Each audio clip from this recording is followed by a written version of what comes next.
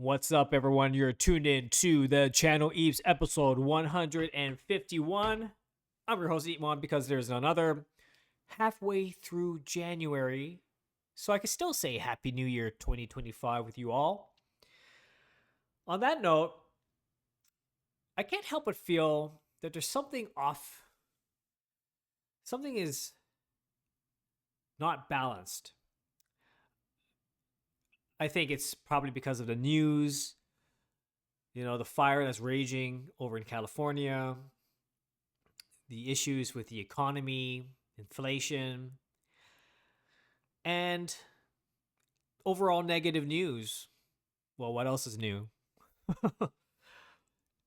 But I feel that, it is especially, I think, tough for the gig economy. So, and the the creator economy as well. So like us artists, us creators, creative entrepreneurs, we have to navigate through these turbulent and uncertain times. Now, myself, I have been through several cycles, many cycles actually, of ups and downs, trials and tribulations. There are even moments where I remember, do I even have enough to pay rent the next month? Honestly, it was tough. It were some scary times. But quite honestly, the saying goes, what doesn't kill me makes me stronger. So, me being in the creative industry for 20 years, I like to think that I've built quite a resilience, a tough skin to, what's the word? In a way, immune to a lot of the negative noise in our industry. So I thought that I would talk about embracing uncertainties as a creative opportunity. Because I think if there's anything that came out of my endeavors in my almost 20 years endeavor, it's that when you are pushed to a certain edge, I find your most creative outlet, your creativity flourishes when shit hits the fan. So I want to talk about that because I'm at a point where in my career, like I've already accepted wholeheartedly that my life is a volatile life. It's become ingrained in my day-to-day activities. It's second nature for me. I embrace it. I love it. I yearn it because if I don't have the volatility, if I do not have uncertainty in my life, and then I'll get complacent, then I get safe, and then the creativity and passion and drive, the hunger becomes, you know, status quo, becomes pretty average, and I can't accept that for myself. I have to continue to innovate. I got to continue to create. I got to continue to collaborate, reach out to new audiences. Because I said to myself, by embracing uncertainty requires me, and it's not because I have to, because I want to go out into the world, engage with new industries, new people, doing some incredible things. And looking back, I have. So, what are the things that I do, or what do I think when I embrace uncertainty? Well, the thing is that if you're looking to find opportunities, okay, you got to look at what your core outlet is. What's your core strength? Okay. So, for example, my core strength is digital art.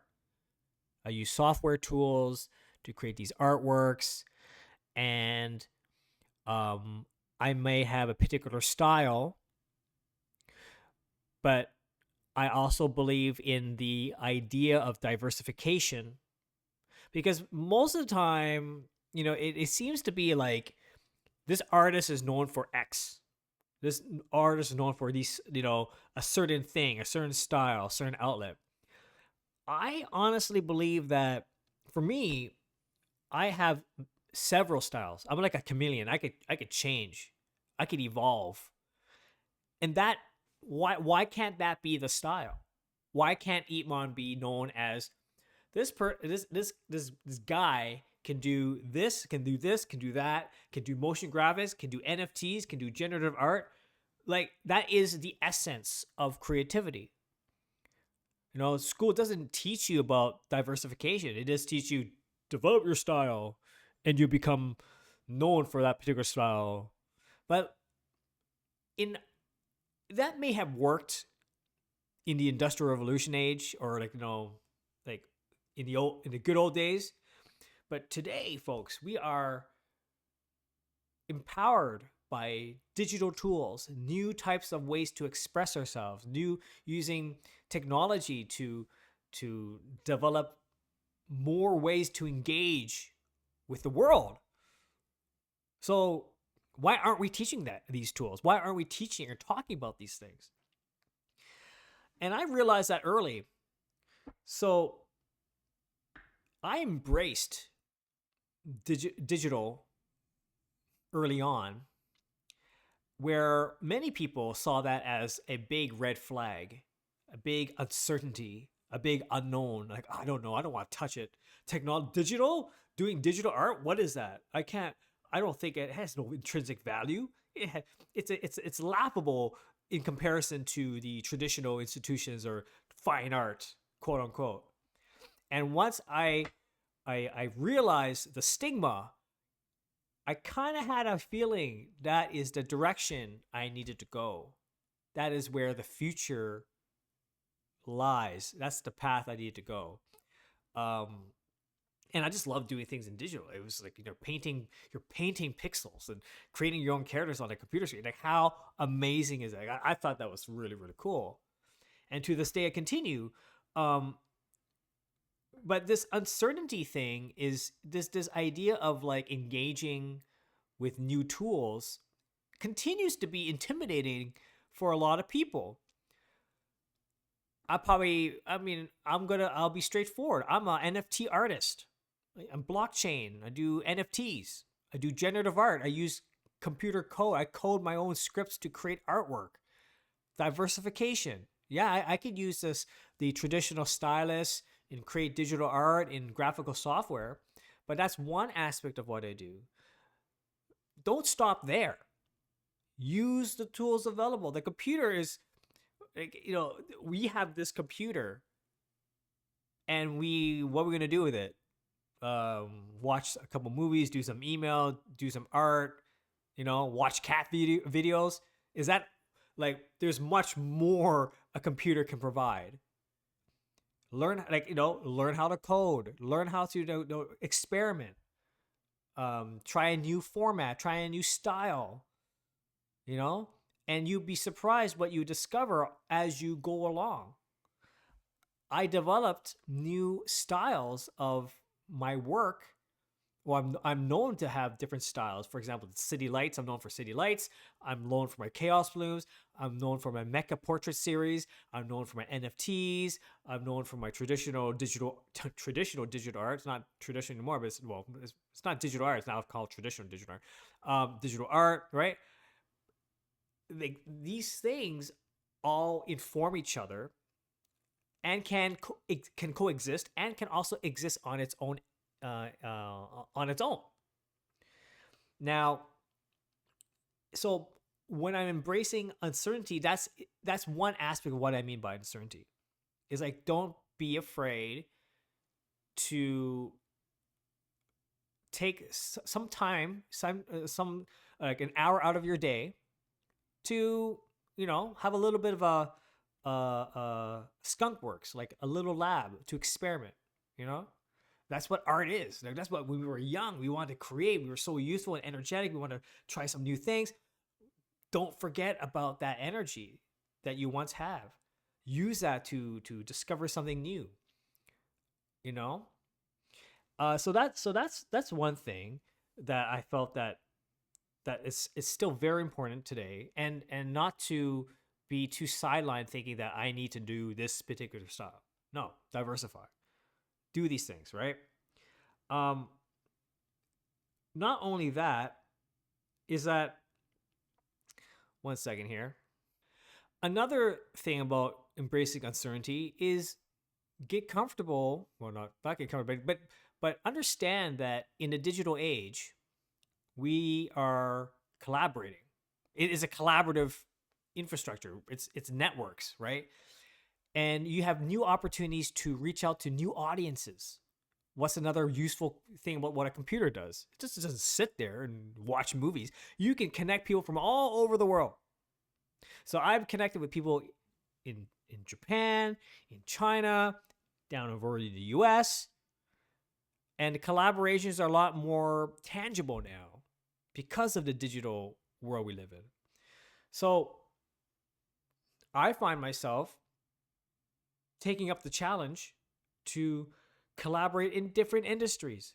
So I mentioned I've been traditional digital art, generative art, NFTs, blockchain, all these different whatever I just said. But from what you can do with these things, they can coexist, exist independently, and then collaborate with industries that you're not an expert in, but you're interested in being part of that industry. So, for example, I find myself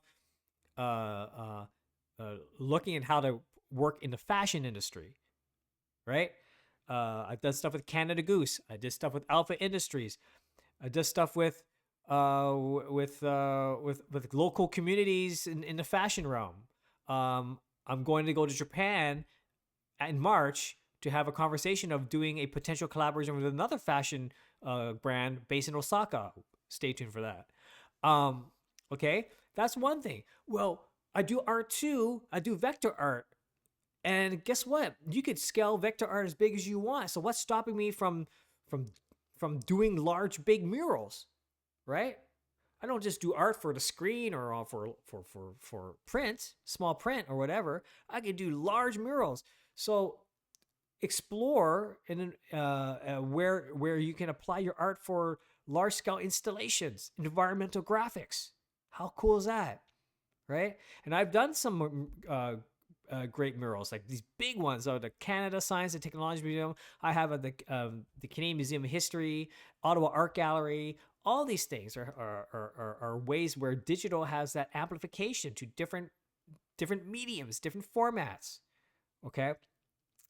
And as I mentioned, NFTs. I know it's so funny that that NFTs get a bad rep. Like it is a future where we're going, folks.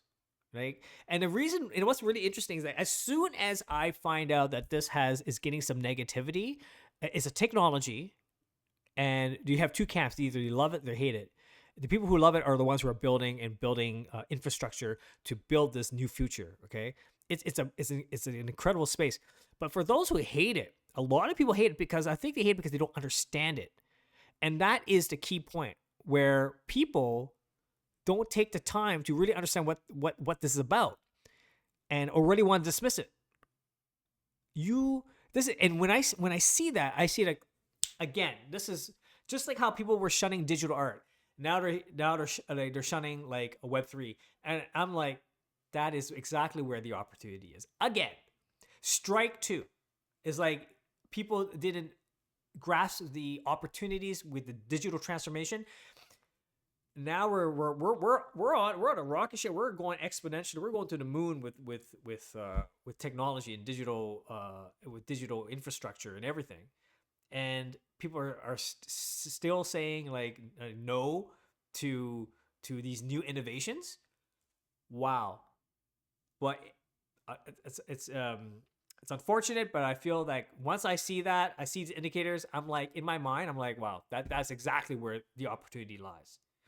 So embracing uncertainties, folks. Yeah, well, I guess like NFTs and Web3 is uncertainty to a lot of people, but don't make that something to shy away from. Embrace it, engage with it, learn from it, work with it. Okay, and involve yourself in communities. That's the key. These are the indicators in these turbulent times. There's abundance of opportunities. Abundance. It's just a matter of you doing the due diligence to go out there and diversify. Get uncomfortable. You have to get uncomfortable. Enough like play with your mobile phone all the time and chatting. The digital age not only allows us to communicate easier with people. I get it. These mobile devices, they're here to communicate, but it also means that's just half the battle. That means you as an individual got to go to the source physically. It gives you more. I think it empowers and amplifies and makes it easier for you to meet people in the real world. That's why I feel these digital tools allow.